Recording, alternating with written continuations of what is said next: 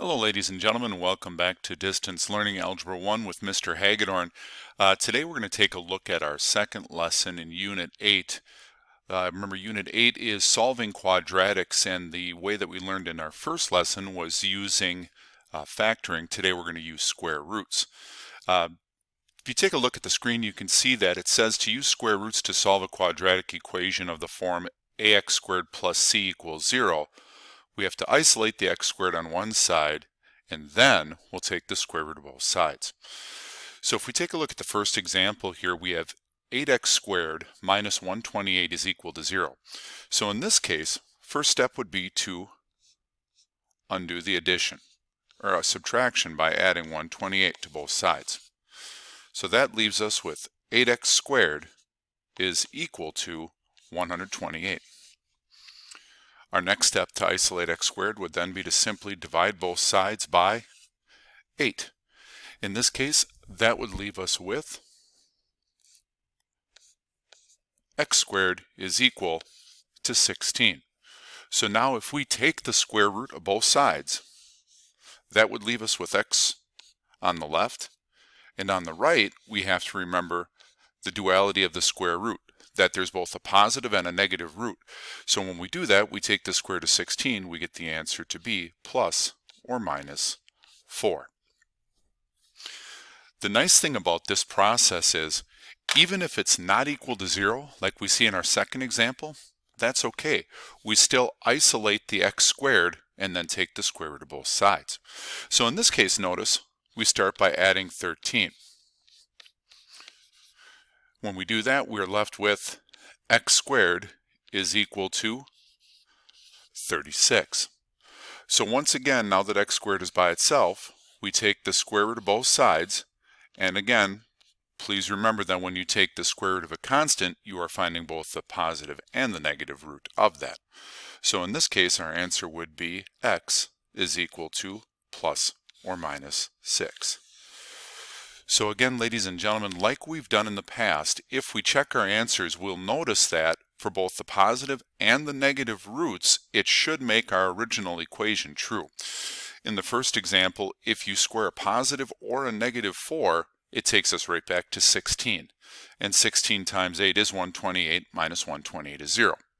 Same thing we see here in the second example. If you square a positive or a negative 6, you come up with a positive 36. And 36 minus 13 is 23.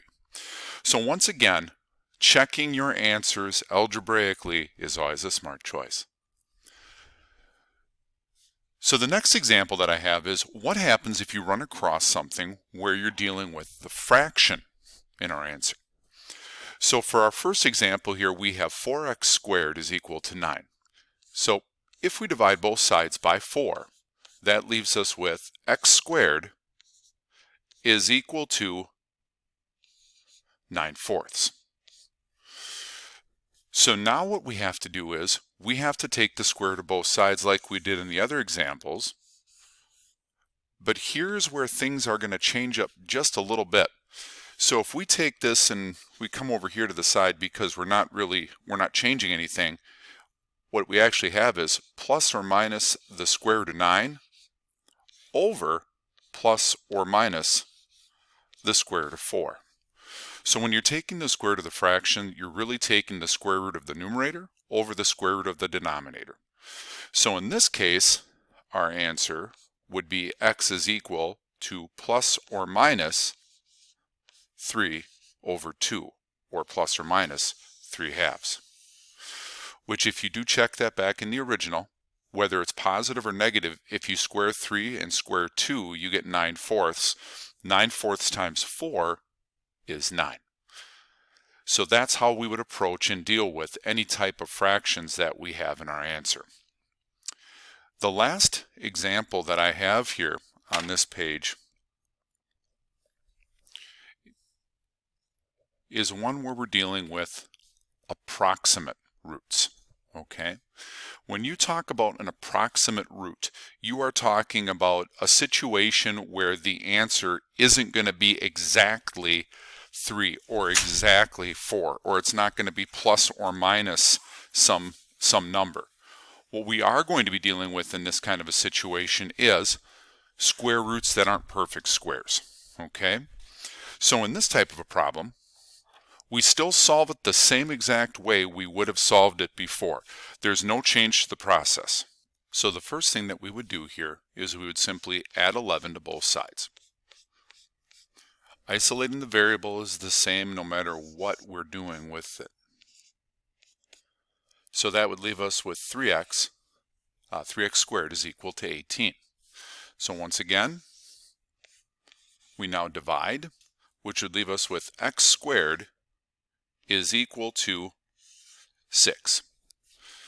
So here, ladies and gentlemen, we're one step away by taking the square root of both sides, remembering that we want both the positive and the negative solution.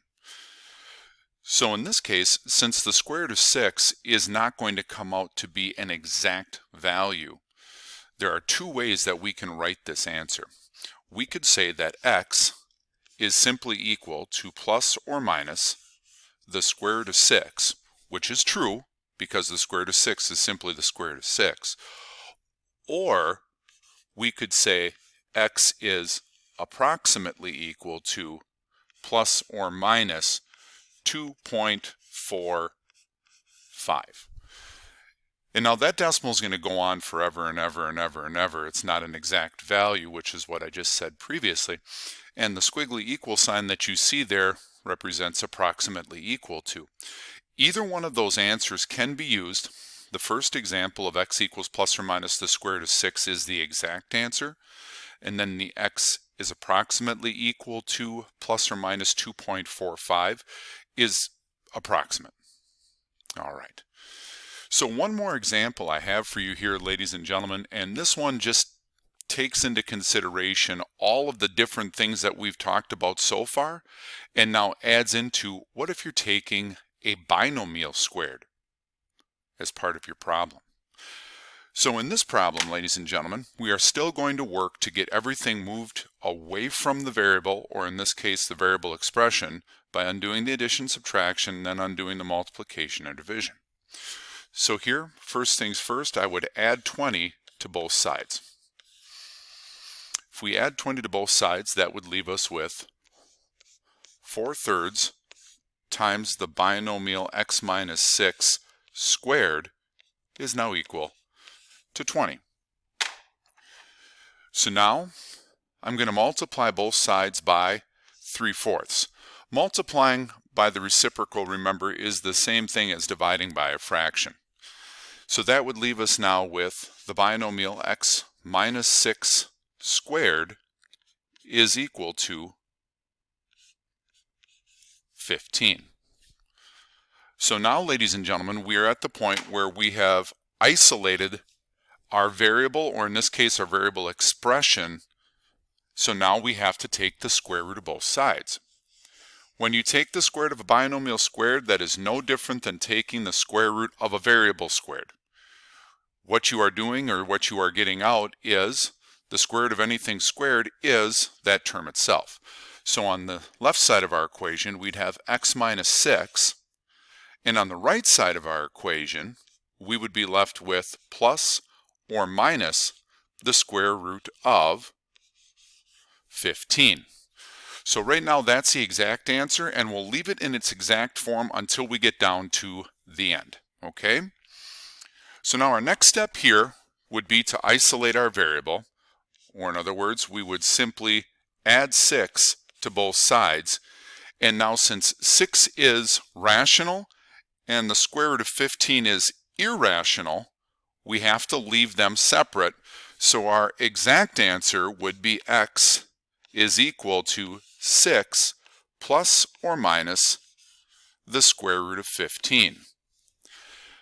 Now the approximate answer, or the approximate answers that we could get from this, would be based on the approximate value of the square root of 15.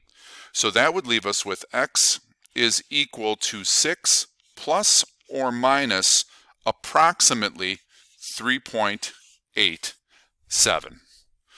So the exact answer, as you see here, x equals 6 plus or minus the square root of 15 is one way of writing your answer, and then the other way here would be simply adding and subtracting those two terms.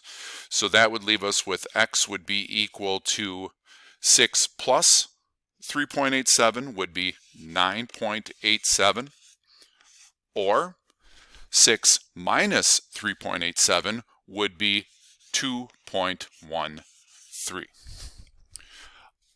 Again, either one of those answers would be considered correct. You would just have to look at the directions or look at the problem itself to see which of the two would you more than likely need to use. Okay?